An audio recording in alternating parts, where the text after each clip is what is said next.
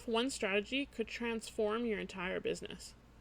What would you think if I told you that implementing one strategy could completely transform your business? That it could help give you a competitor advantage, that it could help you become an industry leader, that it could help you innovate and succeed in a changing market, looking at you, Blockbuster, and that you could do all of this in a sustainable and effective way. Keep listening to find out what that strategy is. What is customer experience? The customer experience is every single aspect of how the customer or client interacts with your business. It's everything from who answers the phone if they call, to the online checkout process, to how you process a return. It's also what people hear about from other customers or experience alongside them. That last idea can be a bit tricky to understand. That's for situations like you're shopping in a store and you're overhearing another customer interact with an employee. If that employee is rude or aggressive with a customer, that'll affect your experience of the business, even if your interaction with that same employee is pleasant.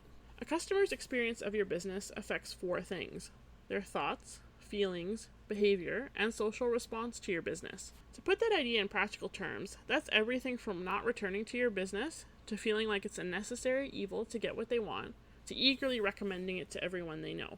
The implications of the client experience are far-reaching. In fact, businesses that collect data on their client experience and respond to it have a competitive edge against businesses that don't. Who's using client experience research? Client experience research has already been adopted by large corporations like Meta, Apple, Amazon, Spotify, Google, John Deere, Netflix, and Caterpillar. However, client experience research benefits businesses of all sizes by creating a framework for strategic decision-making. What is strategic decision-making in business? There's a common misconception in the world that more data is better. In fact, my own scientific research supports this. But the problem is that more information is not always useful. In reality, it's often not. This problem is compounded by the complex data used in business or scientific research. Essentially, without training, it's hard to tell what information is valuable and what is of high enough quality. It can also be challenging to set up ways to acquire data that meet these 2 goals. Data on its own isn't that useful. To make data useful, you actually have to analyze it using the proper statistical techniques and then draw conclusions based on that. Here's where the strategy part comes in. What I do is make the procedures to collect useful, quality data, and I analyze it. In that process, I turn the data into a story. I create the context and understanding instead of just a report with no clear direction. It's from that context and understanding that you as a business owner can take stock. You can clearly see the areas that need work. You'll understand if that means changes to your staff, with your technology, or how you allocate funds.